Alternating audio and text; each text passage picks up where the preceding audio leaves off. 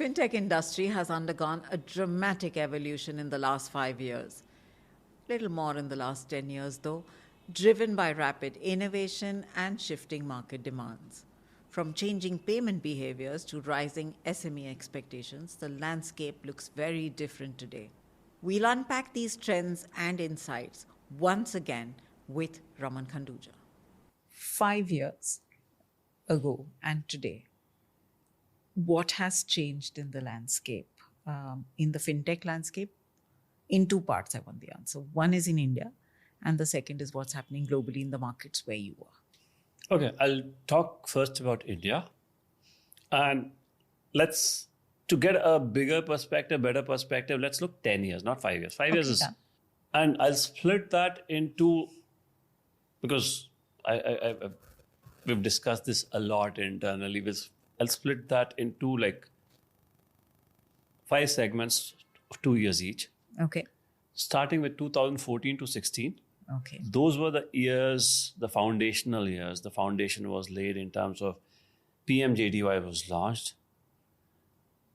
The wallets were bringing small ticket use cases into the digital payments ambit, like bill payments, cab rides, and UPI was born. Correct. So this is what happened in 2014 to 16.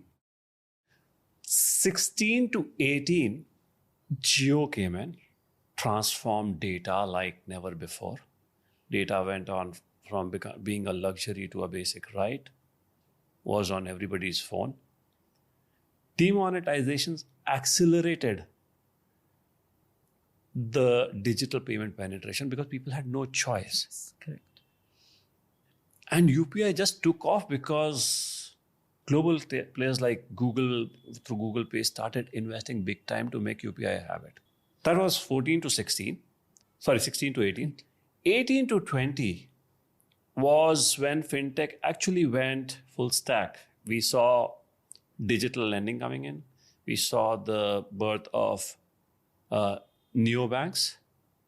InsurTech started taking shape. And then 20, thanks to the pandemic, there was this lockdown and the infrastructure got tested because there was no choice. Correct. UPI crossed 1 billion transactions a month during that period. We saw the account aggregator and ONDC framework getting launched. And then came the moment of reckoning, 22 to 24, where focus shifted to profitability and consolidation and compliance.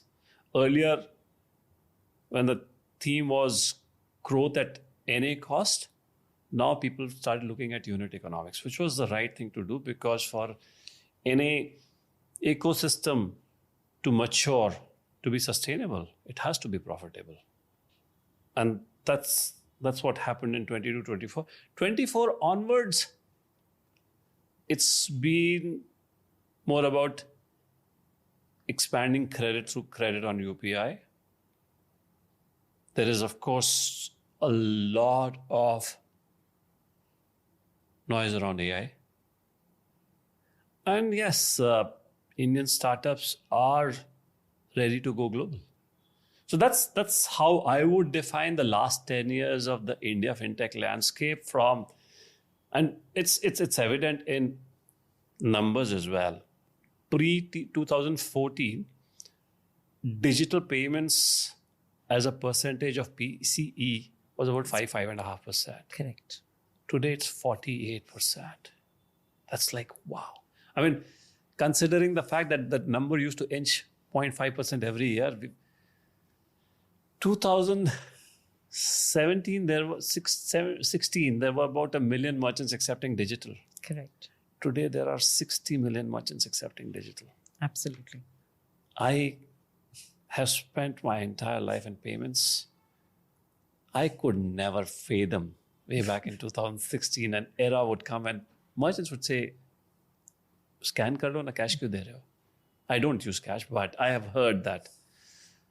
Interestingly, when we moved out of Visa in 2017, March 2017, there were 500 million digital transactions that happened during that month. on debit cards and credit cards because that was digital. UPI was 36 million. Fast forward March 2025, 11 billion UPI transactions. The number of transactions on credit cards and debit cards is still 500 million because debit cards went down, credit went up, but that number has stayed stagnant. That's like massive, massive. True that. So, slightly off, what's likely to disrupt this in the next 2 years, 3 years? Disrupt what? UPI? What's going on? Yes. What's likely to disrupt? I don't see disruption is a very abused word. Okay. Started in 2008 when post the global financial crisis, everybody wanted to disrupt legacy players, especially in the fintech space.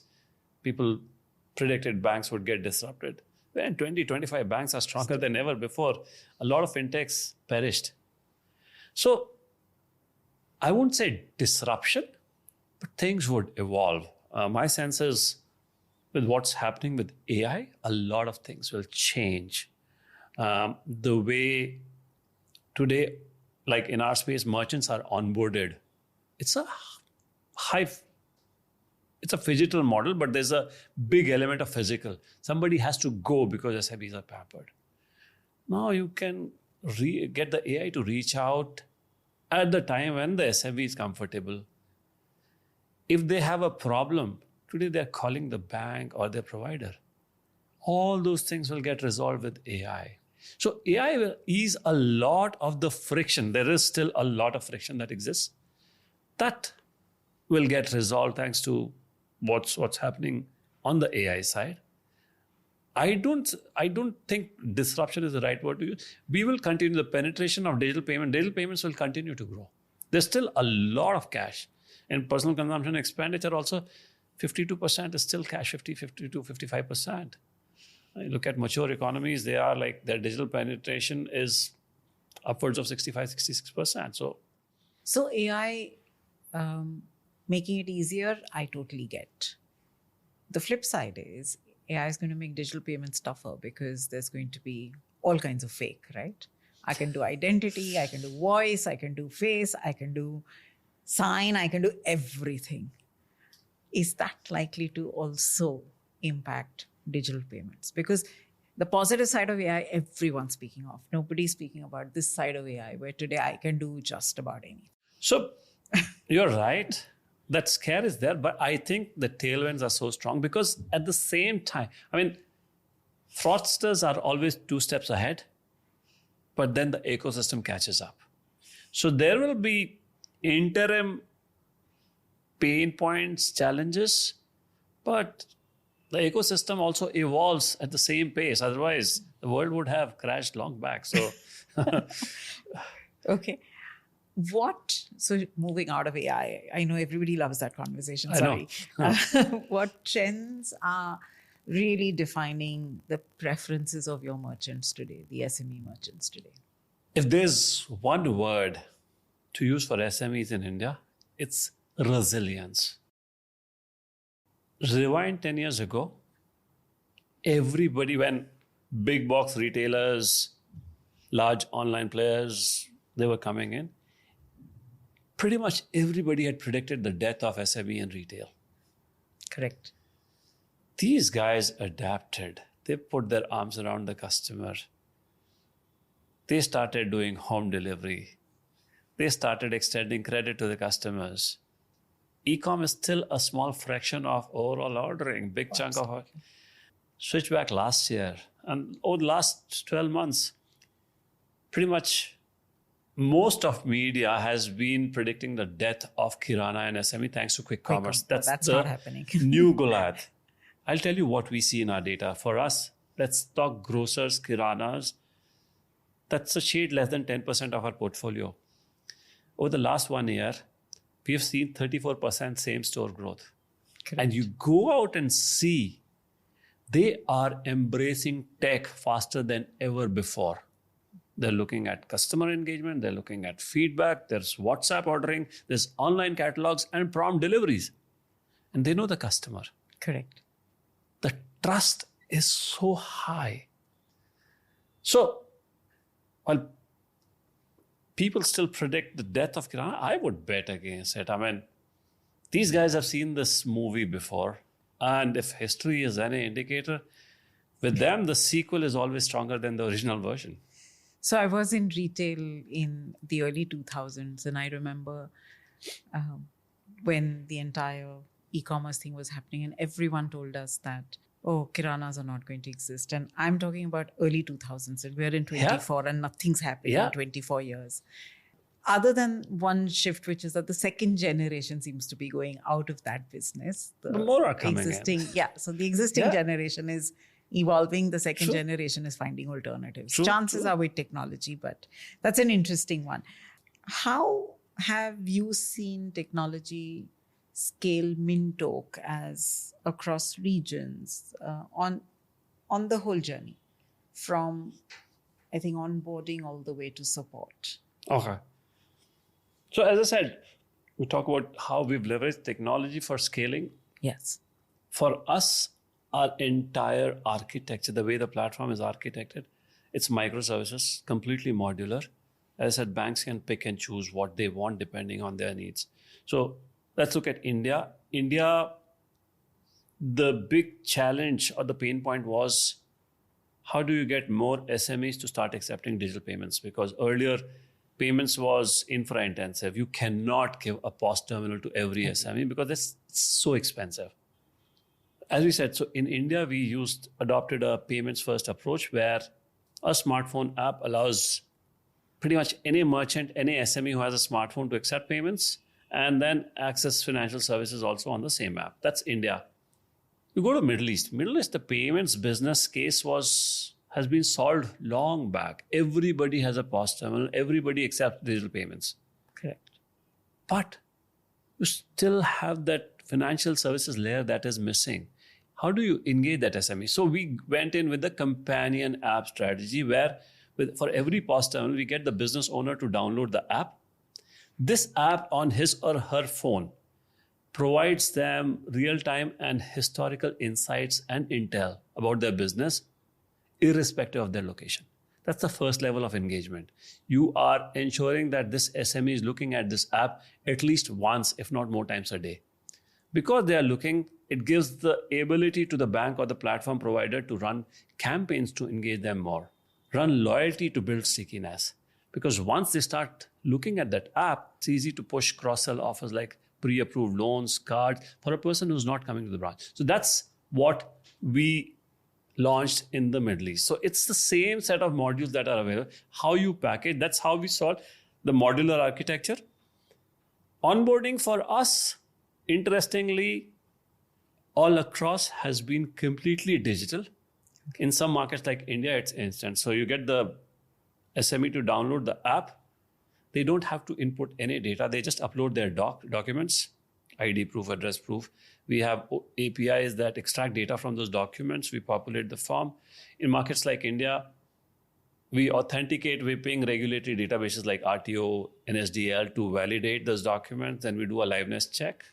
We get them to switch on the video, do geotagging, and the app is live. Same thing, we collect data digitally pretty much everywhere. In some markets outside India where it's not easy to validate real time, we hand over digital data to the bank. Once they approve, do we activate the merchant? But it's completely digital. So there's no place where the merchant has to fill in any data, no risk of any data entry errors. That's what it's almost similar, just the last leg differs depending on the regulations in the country. Okay. And number of banks limited, number of SMEs unlimited. Where does that fit for you? Let's talk India. With banks, we went, as I said, we signed up HDFC in 2020. Today, we have 3 of the largest banks as our clients. We power their apps, HDFC, SBI, Axis. We have, first year was a complete wash-off, lockdown. Last 4 years, we've got a shade over 3.5 million merchants who use our apps through these banks. I don't know good or bad, but if you look at the number of SME customers these 3 banks have, that number is in excess of 25 million. So we still have a long way to go. And the beauty is because all these customers, like the SME customers, are in a business, are accepting payments. You don't need to give them a POS terminal. They have smartphones. It's just about converting them. So the runway is massive. And my last question of this conversation, and I know I can go on, but I'm going to kind of rein it in right now. What's your do big mantra for young entrepreneurs who are going to enter the fintech space? Likely to be your competitors. Don't chase buzzwords, chase workflows.